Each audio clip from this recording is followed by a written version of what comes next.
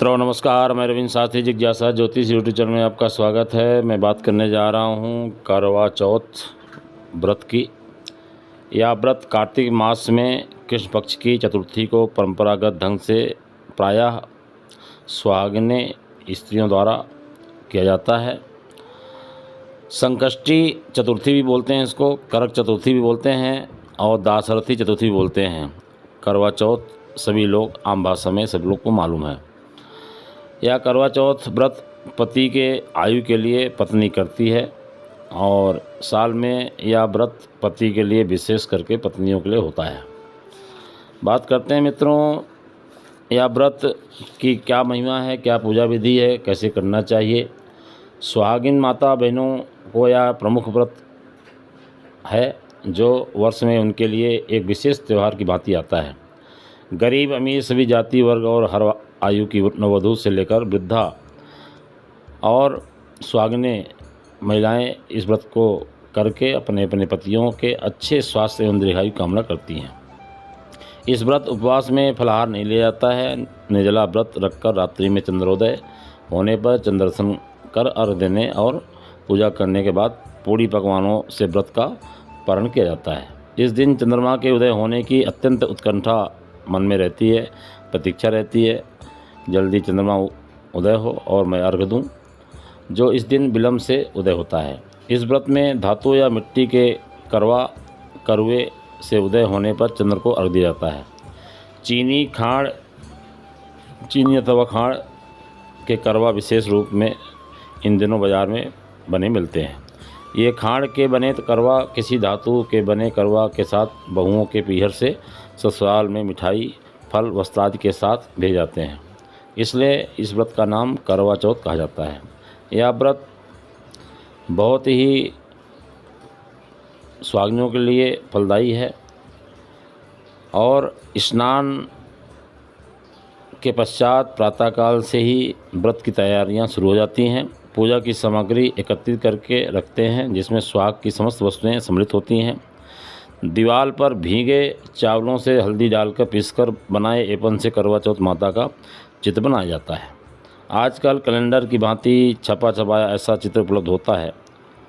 इसमें ऊपर चंद्र और सूर्य, करवा माता, शिव, कार्तिकेय, गणेश देवता, 7 भाई बहन, सीढ़ी पर चढ़ा एक भाई चलनी से दीपक दिखाता हुआ था। अन्य परंपरानुसार चित्र बने होते हैं। प्रायः परिवार और पड़ोस की महिलाएं एकत्र होकर चौथ माता के बने चित्र के सामने बैठकर पूजा करती हैं और सामायिक गीत गाती हैं। इस पूजा में लकड़ी के एक पट्टे पर मिट्टी से बनाई गौरा, गणेश और शिव के प्रतीक रूप भी प्रतिष्ठित किया जाता है। इनका पूजन अर्चन चंद्रोदय से पूर्व कर लिया जाता है। इस समय हाथ में चावल और फूल लेकर करवा चौथ माता और गणेश जी की कथा पढ़ी सुनी जाती है। नववधुएं पीहर से आई हुई वस्तुएं वहां रखती हैं और पूजन के पश्चात बायने के रूप में अपनी सास, जेठानी आदि को देकर आशीष प्राप्त करती हैं। चंद्रोदय होने पर जब चारों ओर शोर होने लगता है, चंद्रा निकल चुकी है, चंद्रा उदय हो चुकी है, तब सुहागिनें चंद्र दर्शन कर उसे अर्घ देती हैं तथा पूजा करती हैं। इसके बाद महिलाएं अपने पूज्य वर्ग के पांव लगकर आशीर्वाद प्राप्त करती हैं। यही व्रत के पारण का समय है और नियम है। और व्रती स्त्रियां अपना मुख उठाती हैं, अर्थात कुछ खाकर अपना मुख उठा करती हैं। इसके बाद मिल बैठकर पूड़ी पुआ पकवानों को भी सभी परिवारी जन खुशी से खाते हैं। पूजन सामग्री का जो भी सामग्री है वो बताने जा रहा हूँ। मिट्टी का बना करवा, धातु तावा, पीतल स्टील का करवा, खाड़ के करवा, लकड़ी का पट्टा, स्वच्छ पीली मिट्टी प्रतिमाएं बनाने को, रोली चावल, ऐपन, दीपक, घी, रुई, बत्ती, कपूर, धूप बत्ती, दिया सलाई, फूल माला, पान, मौसमी फल, बतासे, पेड़ा अथवा मिष्ठान, गंगा जल तथा पीला लाल वस्त्र बिछाने को सुहाग की वस्तुएं इच्छानुसार सामग्री लगती है।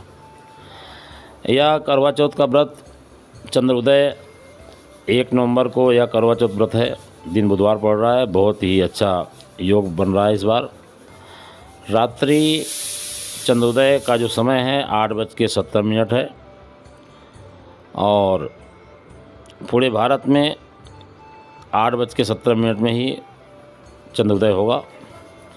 आप सभी इसी समय पे 8:70 रात्रिकाल में आपको चंद्र को अर्घ देना है।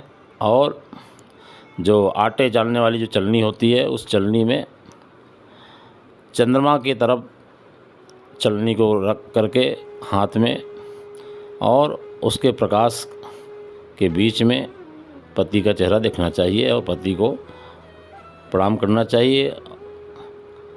और चंदा अर्थात चंद्रमा को अर्घ दे करके प्रणाम करना चाहिए और अपनी सुहाग अमर रहे ऐसी कामना करनी चाहिए, पति की आयु की कामना करनी चाहिए। ऐसा विधि है। फिर उसके बाद करवा चौथ व्रत कथा पढ़नी चाहिए। और 4 कथाएं हैं जो मैं पहली कथा आप लोगों को सुना देता हूँ। एक साहूकार के 7 बेटे और 1 बेटी थी। सातों भाई तथा बहन नित्य एक साथ प्रेम से भोजन किया करते थे। बहन का विवाह होने के बाद भाई भोजन करते समय बहन की याद करते और फिर अनमने से भोजन किया करते। जब कार्तिक से पहले बेटी विदा होकर घर आई तो घर में खुशी छा गई। अब बहन भाई फिर मिलकर बैठकर भोजन करने लगे।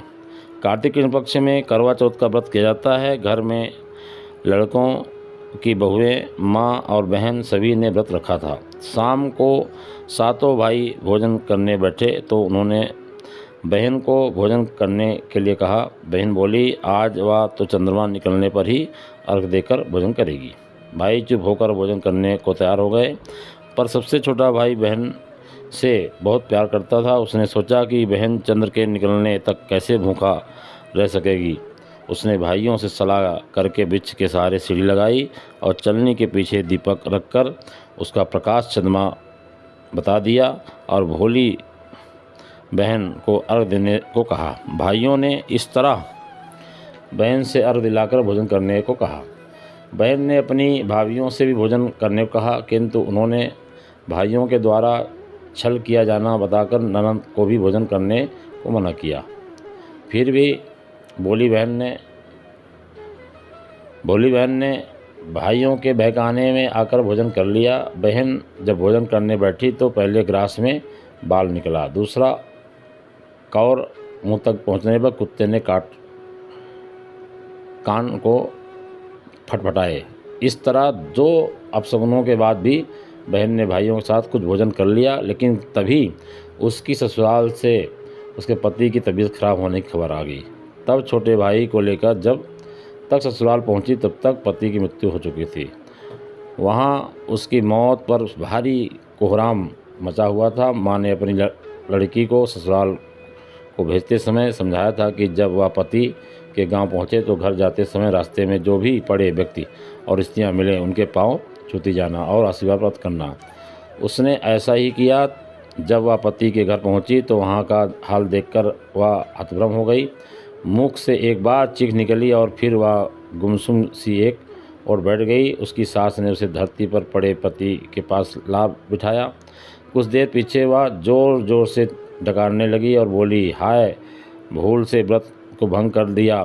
हे गणेश जी महाराज, आप मुझे क्षमा कर दो, मेरा अपराध आप ही क्षमा करोगे। इस तरह वह कहती और जोर जोर से रोती जाती थी। तभी शंकर पार्वती उधर से निकले। पार्वती जी ने हाल जानकर कहा, हे स्वामी, या तो बहुत कम उम्र में ही विधवा हो रही है या अपना शेष जीवन कैसे काटेगी। प्रभु आप कुछ कीजिए। शंकर भगवान बोले, प्रिय, आपका कहना सही है, किंतु यह अपराध तो गणेश जी के प्रति हुआ है, वहीं इसे संभालेंगे। उन्होंने गणेश जी से उसे सुहागिन बने रहने के लिए कुछ करने को कहा। तब गणेश जी ने व्रत खंडन करने की उसकी भूल को क्षमा कर दिया और कहा कि वह अब अगली करवा चौथ का व्रत करने में भूल न करे। तब उसका पति राम राम कहकर उठ बैठा और बोला, मैं तो आज बहुत सोया हूँ। घर में आनंद छा गया। बहू ने वर्ष के सभी चौथ माता के व्रत किए। सभी चौथ माताओं ने कार्तिक की सबसे बड़ी करवा चौथ का व्रत करके अखंड सौभाग्य पाने की बात कही। तब उसने कार्तिक आने पर करवा चौथ का व्रत विधिपूर्वक पूर्ण किया और अपने पति सहित सुख से रहने लगी। अब वह प्रतिवर्ष करवा चौथ का व्रत हंसी खुशी किया करती थी। हे करवा चौथ माता, आपने जिस तरह साहूकार की बेटी को व्रत करने पर उसके पति को दीर्घायु प्रदान कर उसे सौभाग्य दिया, उसी तरह प्रसन्न होकर सभी व्रत करके कथा को पढ़ने सुनने वाली देवियों को भी उत्तम और अखंड सौभाग्य प्रदान करना। धन्यवाद। आप हमारे YouTube चैनल को लाइक शेयर सब्सक्राइब जरूर करें।